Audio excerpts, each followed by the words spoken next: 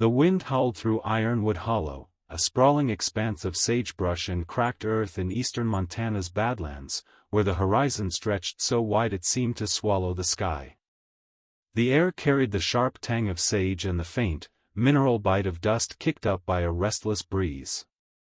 In the late summer of 2010, 16-year-old Caleb Morrow vanished here, leaving behind only a battered journal and a family that would never stop searching. Caleb was no stranger to the wilderness. Raised on his family's struggling ranch, he'd spent his childhood mapping the hollow's maze of dry creek beds and limestone bluffs, sketching wildflowers and tracking pronghorn with a battered field guide. His mother, Ellen, called him the boy who talks to the land, a nod to his knack for finding water in a drought or predicting a storm by the shift in the wind's pitch. At 16, he was wiry, with sun-bleached hair and eyes that seemed to hold the vastness of the hollow itself. He dreamed of becoming a botanist, of studying the resilient plants that clung to this unforgiving terrain. That August, he'd set out alone to catalog a rare species of milkweed rumored to grow near a remote spring, armed with his journal, a GPS unit, and a promise to be back by dusk. He never returned. The realization hit Ellen at 9 p.m., when the sun had long dipped below the rim of the hollow, painting the sky a bruised purple. Caleb's radio, a clunky handheld he always carried, was silent. His pickup truck sat untouched at the trailhead, its driver's door ajar, keys dangling in the ignition. Ellen's call to the sheriff sparked a frantic response. Within hours, the hollow swarmed with search and rescue teams, volunteers, and deputies from Dawson County. Dogs barked, flashlights sliced through the darkness, and ATVs roared across the uneven ground. The air buzzed with urgency, thick with the scent of crushed sage and the distant yip of coyotes. Sheriff Tom Hargrove, a grizzled man with a limp from a long-ago rodeo accident, coordinated the effort. "Kid like Caleb, he knows this place," he told Ellen, his voice steady but his eyes betraying doubt. "We'll find him." The search spanned days, then weeks. Helicopters swept the hollow's 20,000 acres, their rotors a dull thrum against the silence of the land. Volunteers scoured ravines, checked abandoned homesteads, and probed the spring where Caleb had been headed. They found nothing, no footprints, no torn clothing, no sign of struggle. The GPS unit, a gift from his father, was gone. The journal, found a mile from the truck, contained meticulous sketches of plants but no clue to his fate. A single, cryptic note on the last page read, "It's not what it seems." Ellen refused to believe Caleb had simply gotten lost. He could read this land like a book, she told anyone who'd listen, her voice raw with grief. She spent nights poring over his journal, searching for meaning in his cramped handwriting. Her husband, Dan, retreated into silence, tending the ranch with mechanical precision, as if work could keep the pain at bay.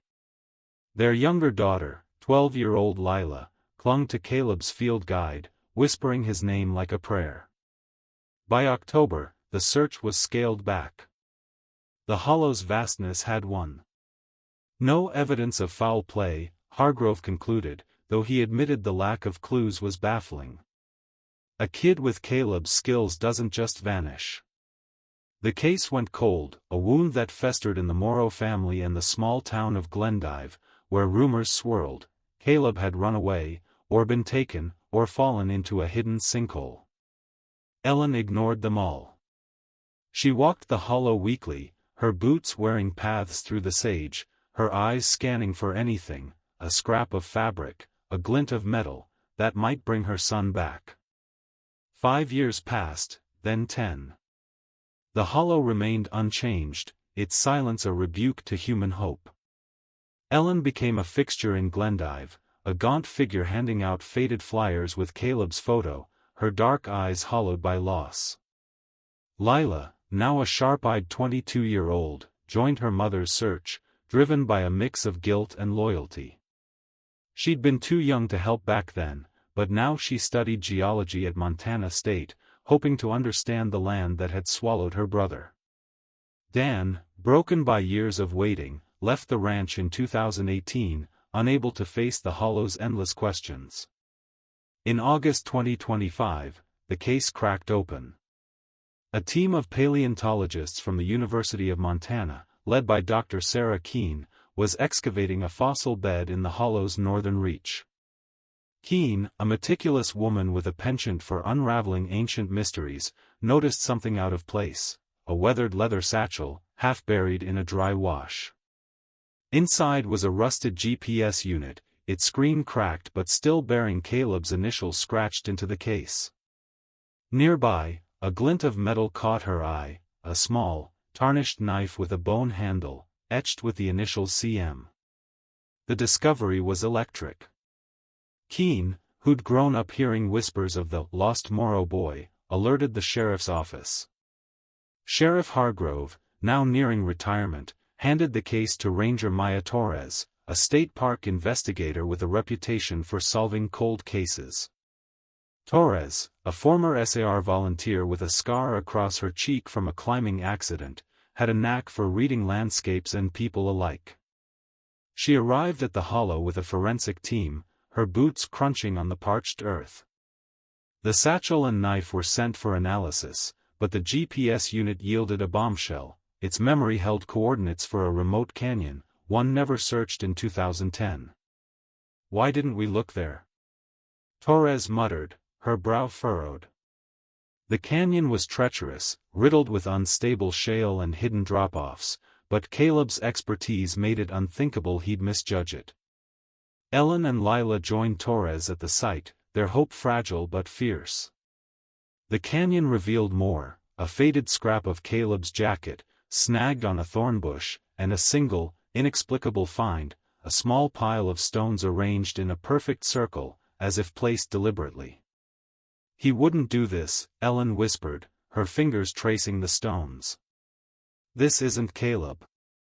Lila, studying the shale layers, noticed something else: the wash where the satchel was found had shifted over time, exposed by recent erosion. "The land's been hiding this," she said, her voice tight. "But why was his stuff here?" Torres's team combed the canyon, using ground-penetrating radar and drones. The forensic lab confirmed the jacket's fibers matched Caleb's, and the knife's handle held traces of his DNA. But the stones baffled everyone. They were too precise, too intentional, for a boy fighting for survival. Torres's gut told her this was no accident, but the evidence was a puzzle with missing pieces. Was Caleb alone? Had someone been with him? And what did his journal mean by, "It's not what it seems"? As the sun set over the hollow, casting long shadows across the sage, Ellen stood at the canyon's edge, clutching Caleb's journal. "He was trying to tell us something," she said, her voice breaking. Torres, watching her, felt the weight of the land's silence. Somewhere in this maze of stone and dust lay the truth about Caleb Morrow, but it was a truth that might break them all. The canyon in Ironwood Hollow seemed to swallow sound, its jagged walls of shale and limestone muffling even the crunch of boots on loose gravel. Ranger Maya Torres stood at the edge of the dry wash where the paleontologists had found Caleb Morrow's satchel, her eyes tracing the terrain. The air was heavy with the scent of baked earth and the faint, acrid tang of sagebrush crushed underfoot. It was late August 2025, and the sun beat down mercilessly, casting stark shadows that made the hollow feel like a labyrinth designed to keep its secrets. The discovery of Caleb's gear, his GPS unit, knife, and a scrap of his jacket, had reignited a 15-year-old mystery, but the strange circle of stones found nearby gnawed at Maya's instincts. It felt staged, like a message left for someone to find. Ellen Morrow and her daughter Lila stood a few yards away, their silhouettes stark against the canyon's rim. Ellen clutched Caleb's journal, its pages worn thin from years of handling, while Lila knelt beside the stone circle, her geologist's eye scanning the ground for clues. "This shale's unstable," Lila said, her voice low but firm. "It shifts with every rain. Whatever happened here, the land's been moving the evidence around for years. Maya nodded, noting the faint striations in the rock where water had carved new paths. The hollow was a living thing, reshaping itself, burying truths as easily as it revealed them. The reinvestigation was in full swing now. Maya's team, a mix of state park rangers, forensic specialists, and a K-9 unit, fanned out across the canyon. A drone buzzed overhead, its camera mapping the terrain in high resolution. The GPS unit's coordinates had led them here, to a place overlooked in the 2010 search, and Maya couldn't shake the question, why hadn't they checked this canyon? The original SAR logs, which she'd pored over the night before, mentioned a cursory sweep of the area but no thorough search. Too unstable, the report had noted, citing the risk of rockslides. Caleb, with his wilderness savvy, would have known that too. So why was his gear here? The forensic lab in Billings had rushed the analysis. The satchel's leather was weathered but intact, its contents, a few pens, a crumpled map, and a vial of dried plant matter, confirmed as Caleb's. The knife's bone handle held traces of his DNA, along with faint smudges of an unidentified oil, possibly from machinery or a vehicle. The jacket scrap was the most telling, its fibers were frayed, as if torn by force, and embedded with microscopic flecks of red paint. Not from a car, the lab tech had told Maya over the phone. More like industrial equipment, maybe a tractor or a drill rig. That detail pricked Maya's curiosity. The hollow was remote, but small-scale ranching and occasional oil exploration dotted the region. Could Caleb have stumbled onto something he wasn't meant to see? Ellen's voice cut through Maya's thoughts. He wouldn't have come here alone, she said, her eyes fixed on the stone circle. Caleb was careful. He always told me where he was going. Her hands trembled as she opened the journal to the cryptic note, "It's not what it seems." What did he mean by this, she asked, her voice a mix of desperation and defiance. Maya didn't answer, but the question echoed her own. The stones, each the size of a fist, were arranged with precision, their surfaces smooth, as if chosen deliberately. They weren't natural to the canyon's chaotic geology. Someone had placed them here, but why? Lila stood, brushing dust from her knees. The wash where the satchel was found, it's new, she said. Erosion from the last big storm, maybe 2 years ago, carved it out. Before that, this stuff was buried. She pointed to the canyon's eastern wall, where layers of sediment told a story of time and weather.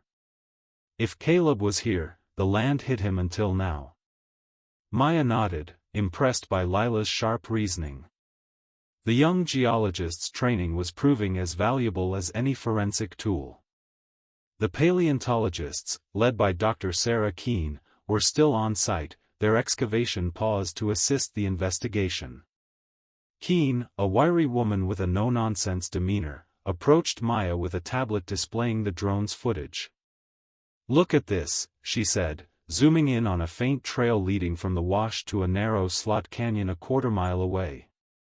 "It's barely visible, but it's there. Could be a path Caleb took, or someone else." Maya studied the image, her pulse quickening. The trail was faint, overgrown with sage, but it suggested movement. Human movement. "Could be an animal track," Maya said, testing Keene's observation. The paleontologist shook her head. "Too straight, too deliberate. Animals don't walk like that." Keene's team, accustomed to reading the land for fossil clues, had a knack for spotting patterns. Maya trusted their instincts but knew the trail could mean anything, a lost hiker, a rancher, or something darker. That evening, as the team set up camp near the canyon's mouth, Maya met with Sheriff Hargrove, who'd driven out to check progress. His limp was more pronounced now, his face lined with the weight of a case that had haunted him for 15 years. "This place," he said, gesturing to the hollow's endless expanse, "it's like it eats people." Caleb wasn't the first to vanish here, you know. He told her about old stories, homesteaders gone missing in the 1800s, a prospector in the 60s whose truck was found empty, just like Caleb's. Folks say the hollow's cursed, he added, half smiling. Maya didn't buy curses, but she couldn't deny the land's eerie silence. Ellen and Lila joined them at the campfire, the glow illuminating their tired faces. Ellen's grief was a quiet force, her determination unshaken despite the years. "I found something in his journal," she said, her voice steady now. She handed Maya a loose page, tucked into the back, that hadn't been noticed in 2010. It was a sketch of the hollow spring, with a note in Caleb's neat script, red paint on the rocks. "Not natural. Check the lease." Maya's breath caught. The red paint matched the flecks on the jacket. And the lease, what did that mean? A land lease? A mining claim? Lila spoke up, her voice sharp with realization. There was drilling in the hollow back then. Small outfits, prospecting for oil.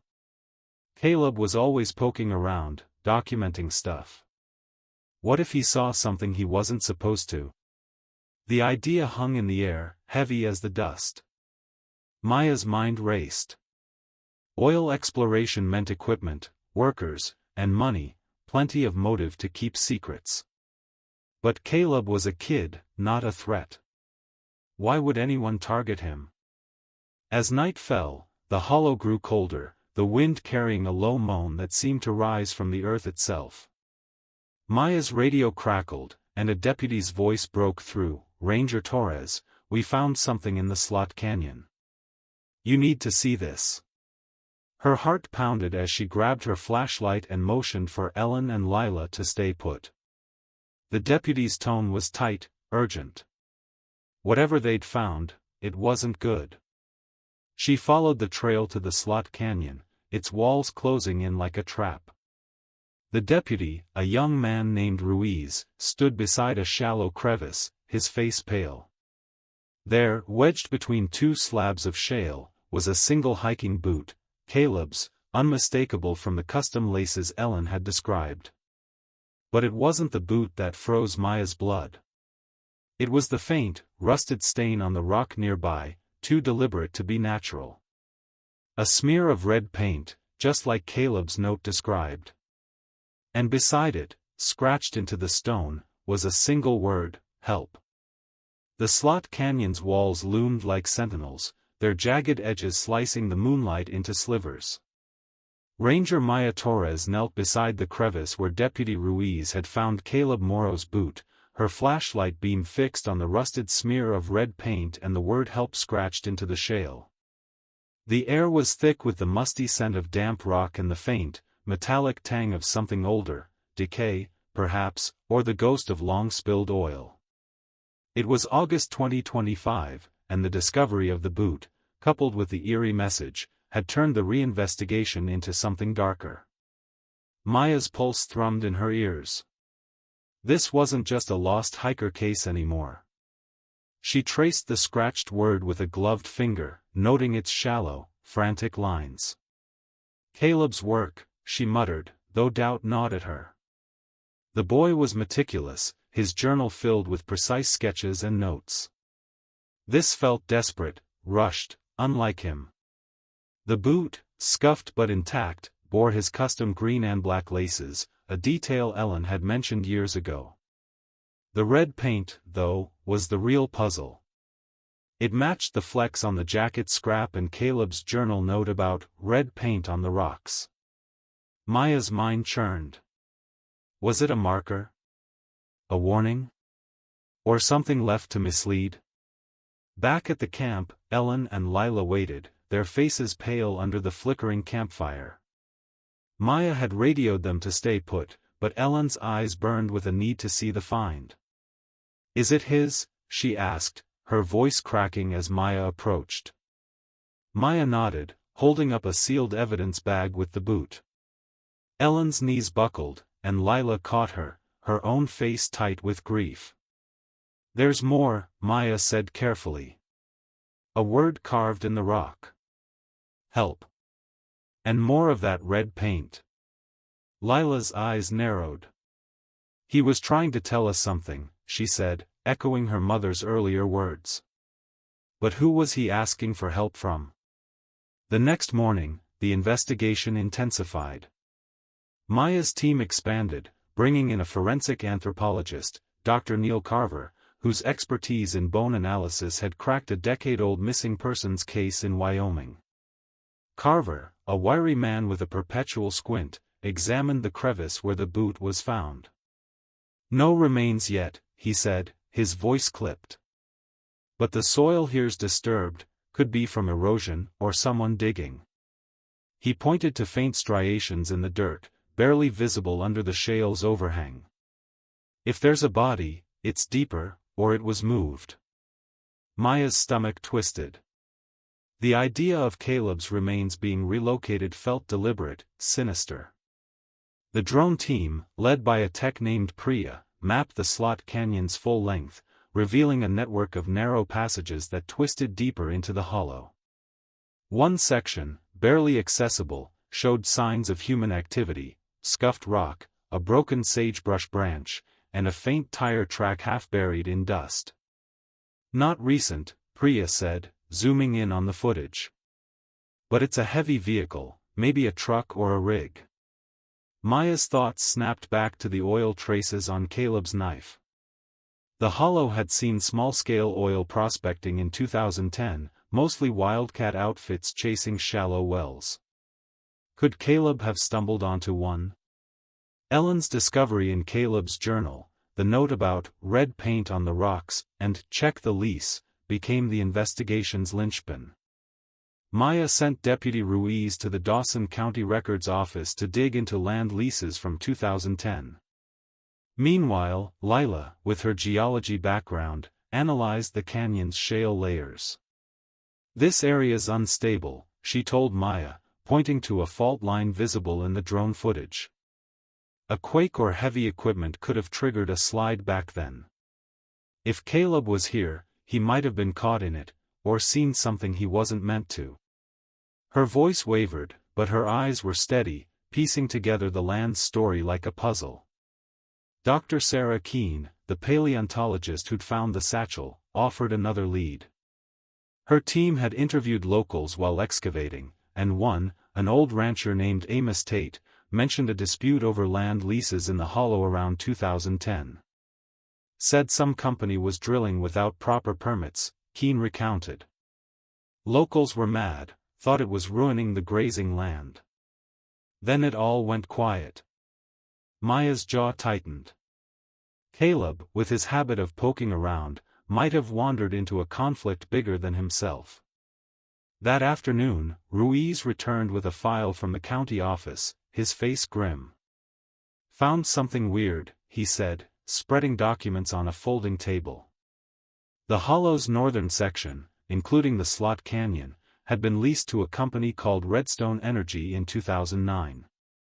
The lease was signed by a local farmer, Jacob Heller, but a second document, dated a week later, showed the same land leased to a different outfit, Plains Oil Company. Both contracts bore Heller's signature, but he'd reported the second as fraudulent to the sheriff in 2010, then vanished days later. Heller's case was never solved, Ruiz said. And get this, Redstone's equipment was painted red. Bright red. Maya's mind raced. The red paint, the oil traces, the tire track, it all pointed to Redstone. Had Caleb seen something tied to the lease dispute? A rigged deal, maybe, or illegal drilling. The journal's note, "It's not what it seems," felt like a warning now, not a riddle. But why the word help? And why the stone circle? They felt like pieces from different puzzles, refusing to fit. Ellen, listening to Ruiz's report, went still. Jacob Heller, she whispered. He used to bring Caleb wildflowers to sketch. Said the boy had a gift. Her voice broke. If Caleb saw something about Heller's land, she didn't finish, but the implication hung heavy. Maya met her gaze. "We'll find out," she promised, though the hollow's vastness mocked her words. That evening, as the team prepared to probe the Slot Canyon's deeper passages, Amos Tate arrived at the camp, his weathered face etched with unease. He'd heard about the boot and insisted on talking. "I saw lights out here back then," he said, his voice low. "Summer of 2010, late at night. Trucks moving in the hollow, near this canyon. Redstone's rigs, I reckoned. Didn't think much of it, till Heller disappeared." He paused, glancing at the darkening horizon. "And there was a kid out here sometimes, sketching plants. Nice boy. Never saw him after that summer." Maya's heart sank. The pieces were aligning, but they pointed to something uglier than an accident. As the team set up floodlights to continue the search, a shout came from the canyon's depths. Priya's drone had spotted something new, a glint of metal, half buried in a rockfall. Maya scrambled down, her boots slipping on loose shale. There, wedged beneath a boulder, was a rusted survey stake, its red paint faded but unmistakable. And beside it, barely visible in the dirt, was a single, yellowed bone. The bone lay half buried in the Slot Canyon's dirt, its surface yellowed and cracked like the parched earth around it. Ranger Maya Torres crouched beside it, her flashlight casting a stark glow that made the surrounding shale glint like obsidian. The air in Ironwood Hollow was still, heavy with the scent of dust and the faint, sour trace of something long decayed. It was August 2025, and the discovery of the bone, alongside a rusted Redstone Energy Survey stake, had turned the reinvestigation of Caleb Morrow's disappearance into a grim hunt for truth. The stake's red paint, faded but unmistakable, echoed the flecks on Caleb's jacket and the note in his journal, "Red paint on the rocks. Not natural. Check the lease." Dr. Neil Carver, the forensic anthropologist, knelt beside Maya, his gloved hands carefully brushing dirt from the bone. "Human," he said, his voice low and certain. "Likely a phalanx, finger bone, young adult or teenager." He didn't need to say more. Ellen Morrow, standing a few yards away with Lila, let out a choked sob, her hands clutching Caleb's journal like a lifeline. Lila's face was stone, but her eyes betrayed a storm of fear and hope. Maya signaled for Deputy Ruiz to cordon off the area. The drone team, led by Priya, adjusted their equipment to scan for more remains, while floodlights bathed the canyon in an unnatural glow. "This changes everything," Maya said, her voice steady despite the knot in her chest. A bone meant Caleb might not have left the hollow alive. But the survey stake, its red paint tying it to Redstone Energy, and the word "help" scratched nearby, suggested something more than a lost hiker. The lease dispute, Jacob Heller's fraudulent second contract and his own disappearance in 2010, loomed larger now. Had Caleb stumbled onto a secret tied to Redstone's operations? And if so, why was his bone here, in a rockfall that looked too neat, too contained? Carver's team worked through the night, excavating the crevice with painstaking care. By dawn, they'd uncovered 3 more bones, another phalanx, a fragment of ulna, and a piece of rib. All were consistent with a teenager, roughly Caleb's age and build. No skull or major long bones yet, Carver told Maya, his squint deepening as he studied the fragments. Could be scattered by animals or water, but this rockfall feels deliberate. Like someone piled these stones to hide something. He pointed to the boulders above, their edges too neatly aligned for a natural collapse. Lila, who'd been mapping the canyon's geology, approached with a tablet. "This rockfall isn't old," she said, showing Maya a diagram of the shale layers. "The sediment here suggests it happened around 2010, maybe a year later. Heavy equipment could have triggered it, vibrations from drilling, say." Her voice was clinical, but her hands shook. If Caleb was here, he could have been caught in it. Or, she trailed off, unwilling to voice the alternative. Or someone caused it, Maya finished, her mind racing. The tire track Priya's drone had spotted, the oil traces on Caleb's knife, the red paint, it all pointed to Redstone. But the stone circle from earlier, precise and unnatural, nagged at her. It didn't fit. Neither did the word help, carved with a desperation that felt out of character for a boy as meticulous as Caleb. Ellen, who'd been silent, spoke up, her voice raw. He was trying to warn us. That note, it's not what it seems, he saw something. Something about the lease, the paint, maybe Heller. She opened the journal to a new page, one Maya hadn't seen. It was a rough sketch of a machine, labeled Redstone Rig, with an arrow pointing to a smudge of red. Below it, Caleb had written, Heller's signature. Not his. Maya's breath caught. Had Caleb known about the fraudulent lease? Had he confronted someone? The investigation pivoted. Maya sent Ruiz back to the county records office to dig deeper into Redstone Energy and Jacob Heller's disappearance. Meanwhile, she interviewed Amos Tate again, the old rancher who'd seen lights in the hollow in 2010. Amos, his hands gnarled from years of ranching, sat by the campfire, his eyes distant. Redstone was trouble, he said. They came in '09, promising jobs, but they were sloppy. Spilled oil, tore up the land. Heller was furious, said they'd forged his name on a second lease to drill deeper. Went to the sheriff, then poof, he was gone. He paused, glancing at the canyon. I saw that boy, Caleb, near their rigs once. Thought he was just curious. Now I wonder. Maya's gut twisted. Caleb, with his botanist's curiosity, might have been documenting more than plants. If he'd seen evidence of the forgery, or worse, witnessed something tied to Heller's vanishing, he'd have been a liability. But who would harm a kid? And why leave the stone circle, the carved word, the scattered gear? By midday, the forensic team made another find, a rusted metal fragment, half buried near the rockfall, etched with Redstone's logo. It was part of a drill bit, likely snapped during an operation. Carver's analysis of the bones added more. The rib fragment showed a hairline fracture, possibly from impact, but no clear signs of violence. Could be from a fall, he said, or something heavy hitting him. The ambiguity was maddening. Ruiz radioed from Glendive with a bombshell. Redstone's records are a mess, he said.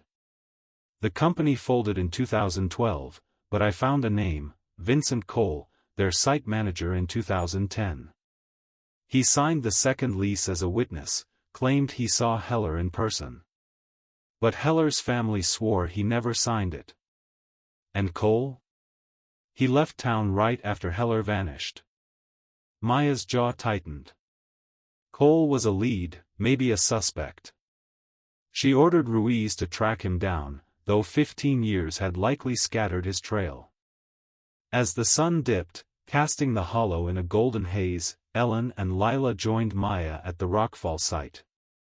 Ellen's eyes locked on the bones, now sealed in evidence bags.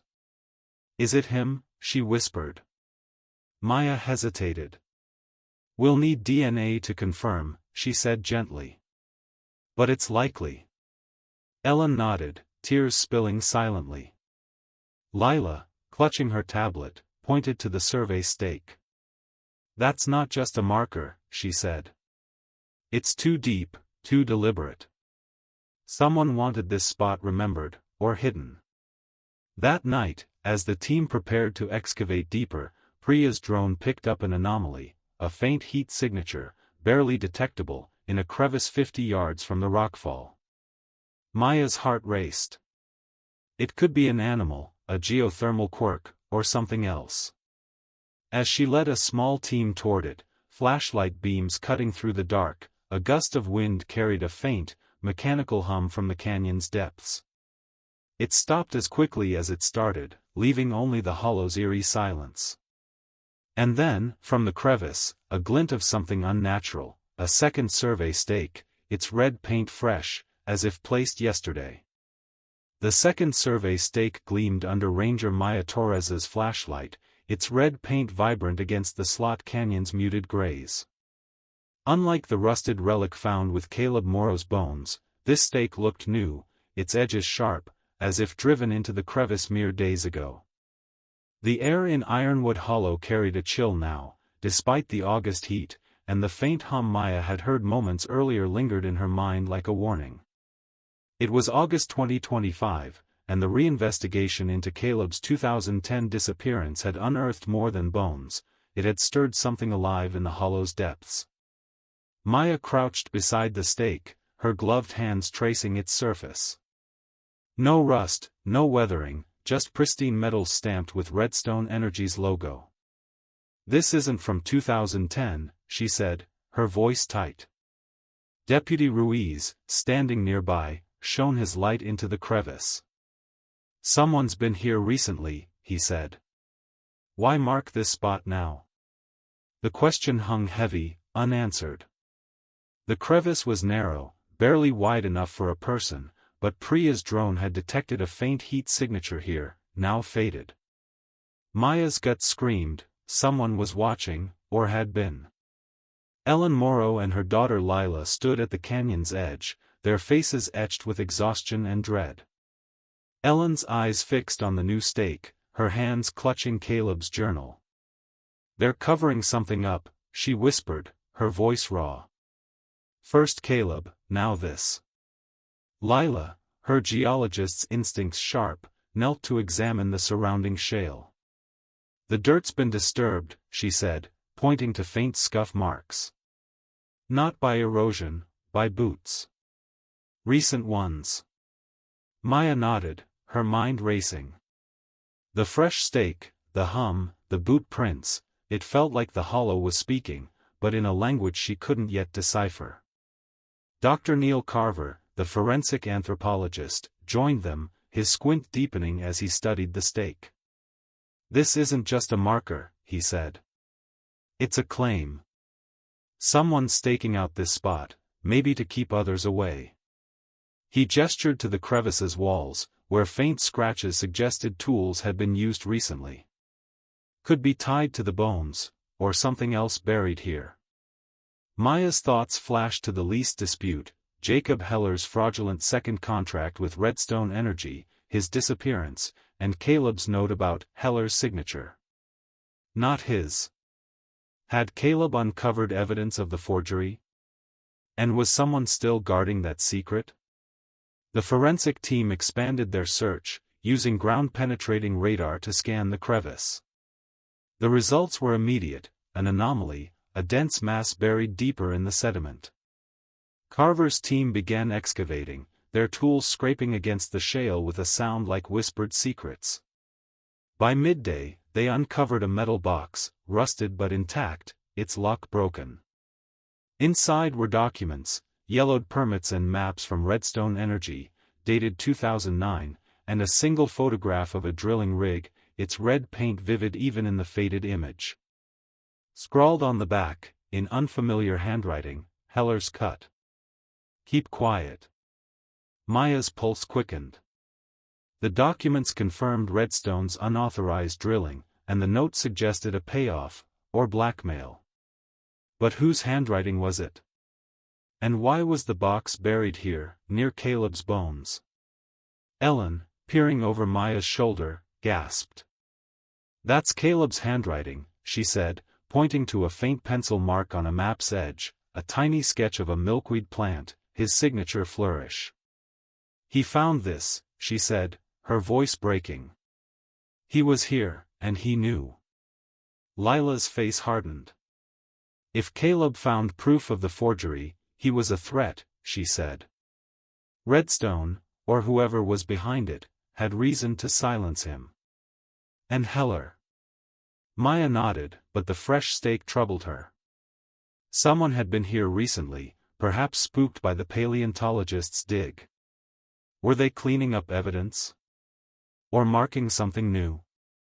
Deputy Ruiz returned from Glendive with more on Vincent Cole, Redstone site manager in 2010.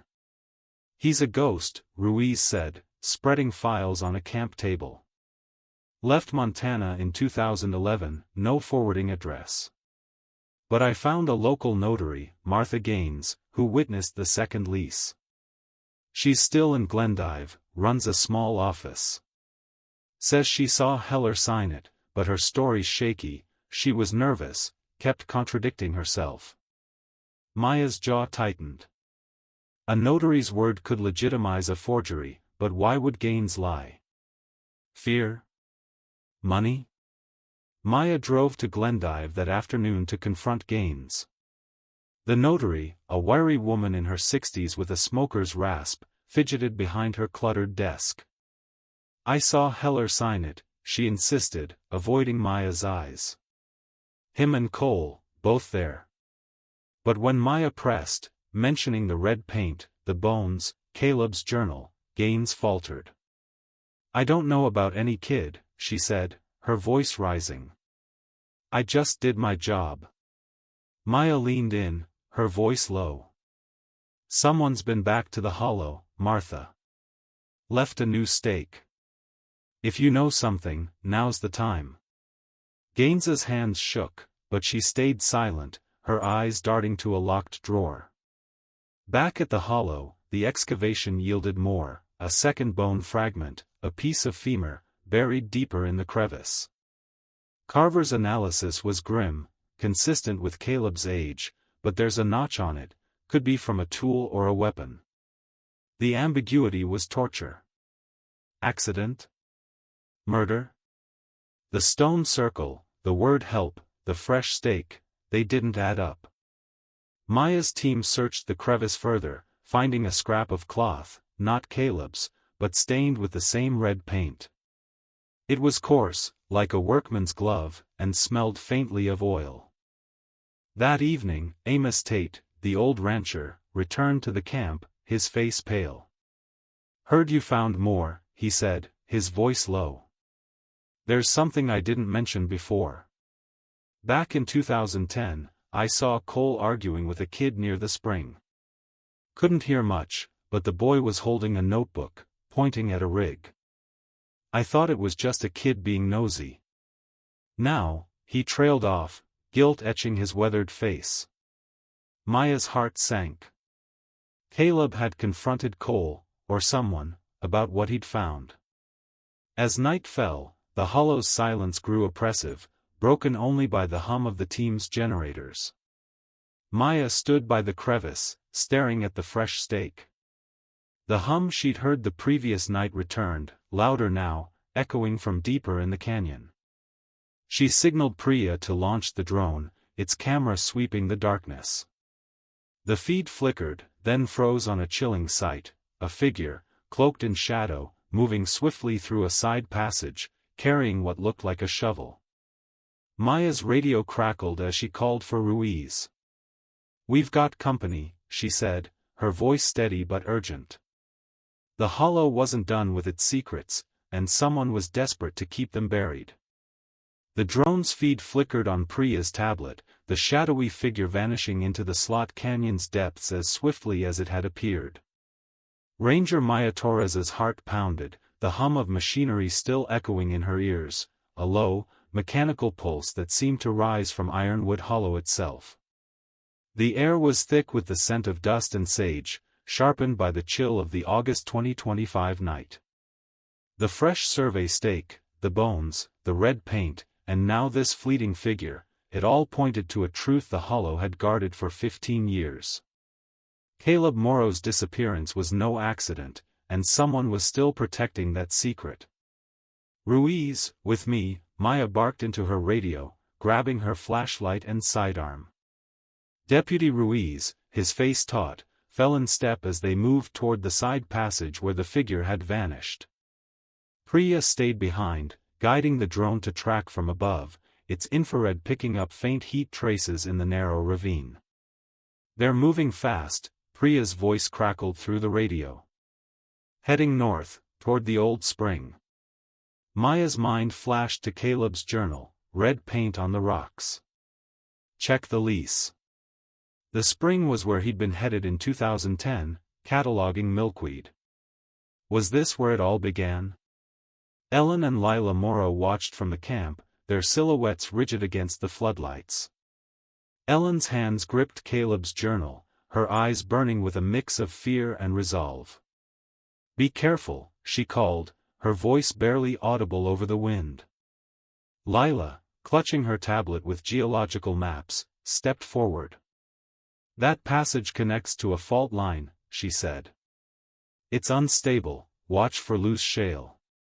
Maya nodded, her focus split between Lila's warning and the chase ahead.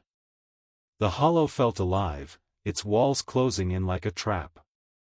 The passage was claustrophobic, its shale walls slick with moisture. Maya's flashlight caught glints of red paint, faint, weathered streaks, but too precise for nature.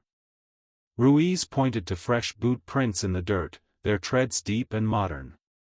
"Not one of ours," he muttered, his hand on his holster. The hum grew louder, a rhythmic thrum like a distant engine. Maya's gut twisted.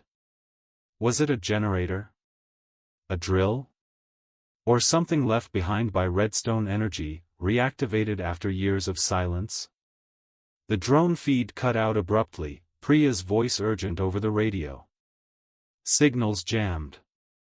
"Something's interfering, high frequency, maybe." Maya cursed under her breath. Whoever was out here knew how to cover their tracks. She and Ruiz pressed deeper, the passage narrowing until they had to sidestep, their shoulders brushing the cold rock. Then, a clatter ahead, metal on stone. Maya swung her flashlight, catching a glimpse of movement, a figure in dark clothing, ducking behind a boulder. "Stop! State Police," she shouted, her voice echoing. The figure bolted, kicking up dust. Maya and Ruiz gave chase, the passage opening into a wider chamber near the spring. The hum was deafening now, vibrating through the ground. Maya's light swept the area, landing on a rusted metal structure half buried in the dirt, a redstone drilling rig, its red paint peeling but unmistakable. Beside it, a modern generator purred, its cables snaking into a makeshift shaft. Someone had been here, recently, digging or drilling. And there, at the shaft's edge, was a shovel, its handle gleaming new. Ruiz spotted a discarded glove, coarse and oil-stained, like the cloth fragment found earlier. "Same material," he said, bagging it. Maya's mind raced. The fresh survey stake, the generator, the figure, this wasn't just about hiding evidence. Someone was still working the hollow, chasing whatever Caleb had uncovered. The lease dispute, Jacob Heller's disappearance, the forged signature, it all tied back to Redstone, and maybe to Vincent Cole, their missing site manager. Back at the camp, Maya regrouped with her team. Dr. Neil Carver, the forensic anthropologist, examined the glove, confirming traces of the same oil found on Caleb's knife. "Heavy crude," he said. "Matches what Redstone was drilling for." The bones, now 5 fragments, including a femur with a tool mark, suggested Caleb had died here, possibly struck or crushed. But the fresh activity pointed to a cover-up still in motion. "Whoever's out here," Carver said, "they're not done with this place." Lila, studying her maps, pointed to the spring's location. "This fault line runs under the rig," she said. "If Redstone was drilling illegally, they could have destabilized it. A collapse could have trapped Caleb, or been staged to look like one." Ellen, her voice trembling, added, "His note said, Heller's signature." "Not his. He knew the lease was fake. He must have confronted someone." Her eyes met Maya's, pleading. "Find them. Please." Maya sent Ruiz to track down Martha Gaines, the notary, again.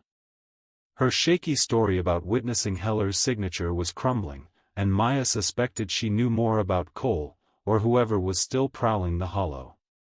Meanwhile, Priya worked to restore the drone's signal, pinpointing the jamming source to a device hidden near the rig. "Military grade," she said, frowning. "Not something a rancher would have." As dawn broke, the team searched the shaft near the rig. They found more, a tattered notebook page, not Caleb's, with coordinates and a scrawled note, "Clean it up." No traces. The handwriting matched the photo from the buried box, Heller's cut. "Keep quiet." Maya's blood ran cold. Someone had been here, erasing evidence, and they'd been doing it for years. But the fresh stake, the generator, why now? Then, a shout from Priya. The drone, back online, had caught another heat signature, moving toward the canyon's northern exit. Maya grabbed her gear, Ruiz at her side. "They're running," she said, her voice steel. But as they moved, a low rumble shook the ground, dust cascading from the canyon walls. Lila's warning about the fault line echoed in Maya's mind. The hollow wasn't just hiding secrets, it was fighting back. And somewhere in the dust, a figure slipped away, leaving only the hum of the rig and a single, chilling clue, a fresh scratch in the shale, not a word this time, but a symbol, a jagged, red-painted arrow pointing deeper into the dark. The rumble in the slot canyon faded, leaving a tense silence broken only by the faint hum of the hidden generator. Ranger Maya Torres stood frozen, her flashlight trained on the red-painted arrow scratched into the shale, its jagged lines pointing deeper into Ironwood Hollow's labyrinth. The air was thick with dust, the scent of oil and sage clinging to her throat. It was August 2025, and the reinvestigation into Caleb Morrow's 2010 disappearance had spiraled into a chase, not just for answers, but for a shadow still moving through the canyon. The fresh survey stake, the bones, the forged lease, and now this arrow suggested someone was guarding a secret tied to redstone energy, and they were desperate to keep it buried. "Ruiz, stay sharp," Maya whispered, her hand on her sidearm as she followed the arrow's direction. Deputy Ruiz nodded, his flashlight sweeping the narrow passage ahead. The drone team, led by Priya, was recalibrating after the jamming incident, but their last feed had shown the figure slipping toward the northern exit. Maya's mind raced. The arrow wasn't Caleb's work, it was too fresh, too deliberate, like the new survey stake. Someone was leaving markers, either to guide themselves or to taunt the searchers. But why point deeper into the hollow? Ellen and Lila Morrow waited at the camp, their faces pale under the floodlights. Ellen clutched Caleb's journal, her fingers tracing the sketch of the milkweed he'd been chasing that fateful day. Lila, her geologist's instincts on edge, had mapped the fault line running under the redstone rig. "That rumble," she told Maya before the chase began, "it's the fault.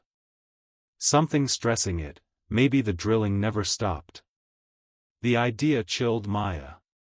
Illegal drilling in 2010 was one thing, but active operations now, 15 years later, meant someone had been hiding in plain sight. The passage twisted, its walls tightening until Maya and Ruiz had to sidestep through. The red arrow led to a wider chamber, where the generator's hum grew louder, vibrating through the shale. Maya's flashlight caught glints of metal, another rusted redstone rig, its red paint flaking, but beside it, a modern drill head, its surface gleaming. Cables snaked into a fresh shaft, barely 10 feet deep, lined with plastic sheeting to hide the dirt. "They're still digging," Ruiz said, his voice low. "Covering tracks, or looking for something." Maya nodded, her eyes scanning for the figure. The arrow pointed to a side tunnel, barely visible in the dark. Priya's voice crackled over the radio. "Drones back up. Heat signatures faint, moving fast, 50 yards north, near the spring." Maya motioned for Ruiz to follow, her boots crunching on loose shale. The spring was where Caleb had been headed, where Amos Tate had seen him arguing with Vincent Cole in 2010. The pieces were aligning: Caleb's journal notes about the lease, the forged signature, the red paint, the buried box with its cryptic photo. But the fresh arrow and the active rig suggested the cover-up wasn't over. In Glendive, Maya had sent Deputy Harper, Ruiz's partner, to press Martha Gaines, the notary who'd witnessed the fraudulent lease. Harper radioed in as Maya and Ruiz moved deeper. "Gaines cracked," he said, his voice tight. "Says Cole paid her to lie about Heller's signature. She was scared, said he threatened her family. But she saw someone else with Cole that summer. A kid, sketching near the rigs. She thought he was harmless." Maya's heart sank. Caleb. He'd been in the wrong place, seen too much. The tunnel opened to the spring, a shallow pool reflecting the moonlight. The air smelled of wet stone and oil, the hum now a steady roar. Maya's light caught another red arrow, this one painted on a boulder near the water. Beside it, half buried in mud, was a crumpled map, not Caleb's, but new, marked with coordinates matching the rig's location. A scrawled note read, "Finish it. No witnesses." Maya's blood ran cold. The handwriting matched the buried box's note, Heller's cut. "Keep quiet." Someone was tying up loose ends, and the paleontologist's dig had forced their hand. Ruiz spotted movement, a flicker of shadow near the tunnel's far end. "There," he hissed, breaking into a sprint. Maya followed, her flashlight bouncing as the passage narrowed again. The figure was fast, cloaked in dark gear, but they stumbled, kicking loose a shower of shale. Maya shouted, "Stop! Police!" The figure didn't slow, ducking into a crevice. Ruiz reached it first, his light revealing a dead end, and a discarded backpack, its zipper open, spilling tools and a small canister of red spray paint. Maya grabbed the backpack, her hands shaking. Inside was a burner phone, its screen locked, and a folded letter. She unfolded it, her breath catching, a redstone memo, dated 2010, authorizing cleanup of the Hollow's northern section. It was signed by Vincent Cole, and a second name, barely legible, E. Kessler. Maya's mind raced. Kessler wasn't in the records. A partner? A boss? The phone might hold answers, but cracking it would take time. Back at the camp, Dr. Neil Carver examined the new finds. The map's coordinates matched the rig and the crevice where Caleb's bones were found. "They're not just hiding evidence," Carver said, his squint sharp. "They're extracting something, oil, maybe, or something else." Lila, studying the fault line, added, "The drilling's destabilizing the canyon." "That rumble? It's not natural. They're risking a collapse." Ellen, silent until now, spoke softly. Caleb knew. He saw them drilling, saw the forgery. That's why they, her voice broke, unable to finish. Maya's radio crackled. Priya's drone had picked up the figure again, now outside the canyon, heading toward a dirt road. "They've got a vehicle," Priya said. "Old truck, red paint." Maya's heart raced. Red paint, again. She ordered the team to secure the rig and the spring, then took Ruiz and Harper to intercept. As they sped toward the road, the Hollow's silence returned, oppressive and heavy, broken only by the distant growl of an engine. They reached the road as dawn broke, dust swirling in the truck's wake. It was gone, but tire tracks led west, toward Glendive. Maya's eyes fell on a final clue, glinting in the dirt, a key, small and rusted, etched with a tiny redstone logo. It wasn't for a vehicle, it looked like a lockbox key, or maybe a safe. And beside it, scratched in the dust, was another red arrow, pointing back to the Hollow. The key glinted in Ranger Maya Torres's hand, its rusted surface etched with Redstone Energy's logo, a relic of a secret buried in Ironwood Hollow for 15 years. The red arrow scratched in the dust beside it pointed back to the canyon, as if the hollow itself was demanding she return. The August 2025 dawn cast a pale glow over the Badlands, the air heavy with sage and the faint hum of the hidden rig's generator. Caleb Morrow's disappearance, tied to a forged land lease and Jacob Heller's vanishing, was unraveling, but the figure slipping through the canyon, leaving fresh stakes and cryptic arrows, remained a shadow. Maya's team was closing in, but the hollow held one final secret.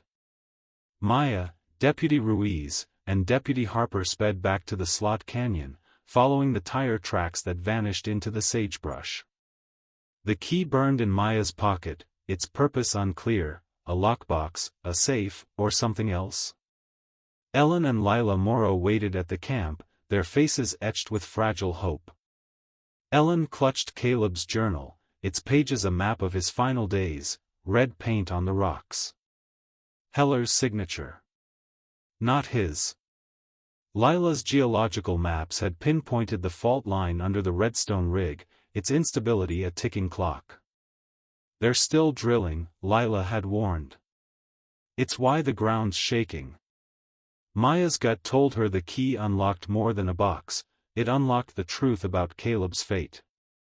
At the spring, Dr. Neil Carver's forensic team was excavating the shaft near the rig. The buried box's documents, permits, maps, and the photo with Heller's cut. "Keep quiet," had confirmed Redstone's illegal drilling in 2010.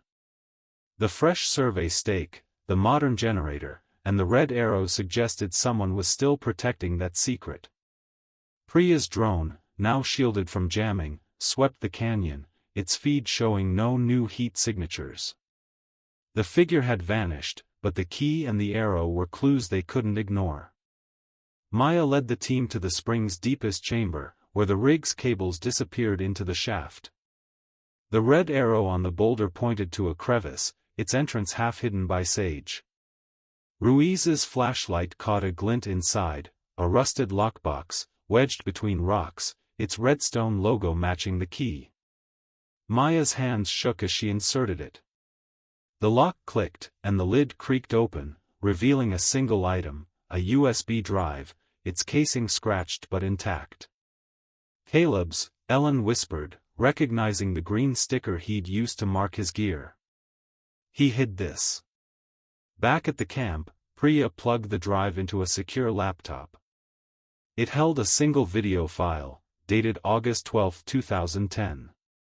Caleb's face appeared, his voice steady but urgent, the spring's pool glinting behind him. "I found it," he said, holding up a document, a Redstone lease with Heller's forged signature. "They're drilling illegally. Cole's behind it, but there's someone else. They know I saw. I'm hiding this in case." He paused, glancing off-screen, fear flickering in his eyes. "It's not what it seems." The video cut out. Ellen sobbed, clutching Lila. Maya's jaw tightened. Caleb had known too much. Vincent Cole, Redstone's site manager, had motive to silence him, but who was the someone else? The notary, Martha Gaines, had admitted Cole paid her to lie, but she'd mentioned another figure, a man in the shadows. Maya's team traced the USB's metadata, finding coordinates embedded in the file, pointing to a hidden well 100 yards from the spring. The team moved fast, guided by Lila's maps. The well was concealed under a tarp, its red-painted cap freshly sealed. Carver's radar detected a large mass below. "Not oil," he said, frowning. "Too dense." The team pried open the cap, revealing a concrete plug. Hours of drilling exposed a horrific truth: human remains, 2 sets, wrapped in plastic. One was Jacob Heller, identified by a wallet, the other, a teenager, bore Caleb's custom laces. Carver's analysis confirmed it. Caleb's skull showed a fracture, likely from a blunt object, not a rockfall. Heller's had similar trauma. "Murder," Carver said grimly. "Both of them." The USB's coordinates, the forged lease, the red paint, it all pointed to a cover-up. Cole had forged Heller's signature to secure the land, but Caleb's snooping had threatened exposure. The well was their grave, sealed to hide the crime. But the fresh stakes, the arrows, the figure, someone was still guarding the secret. Maya's team scoured the hollow, finding a final clue, a burner phone, dropped near the well, its call log showing recent contact with a number in Glendive. Ruiz traced it to Ethan Kessler, a former Redstone contractor turned recluse, living on the hollow's edge. Kessler, the E. Kessler from the memo, had been Cole's silent partner, profiting from the illegal wells. When confronted, Kessler broke, confessing to forging the lease and killing Heller to silence him. Caleb, he claimed, was an accident, caught spying, struck in a panic, and buried with Heller. The fresh stakes and arrows? Kessler's attempt to monitor the hollow, fearing the paleontologist's dig would expose him. He'd been the shadow, watching, digging, marking. Maya arrested Kessler, his confession closing the case but leaving scars. Ellen and Lila mourned Caleb, their grief tempered by answers. The hollow's silence felt heavier now, its secrets laid bare. But one detail haunted Maya, the stone circle near Caleb's gear, precise and unexplained. Kessler denied placing it, and its purpose, ritual, marker, or taunt, remained a mystery, a whisper of the hollow's untamed heart. As the team packed up, the wind carried a final hum, faint and fading, from the rig's abandoned shaft. Maya stood at the canyon's edge, the key in her hand, wondering what else the hollow might still hide.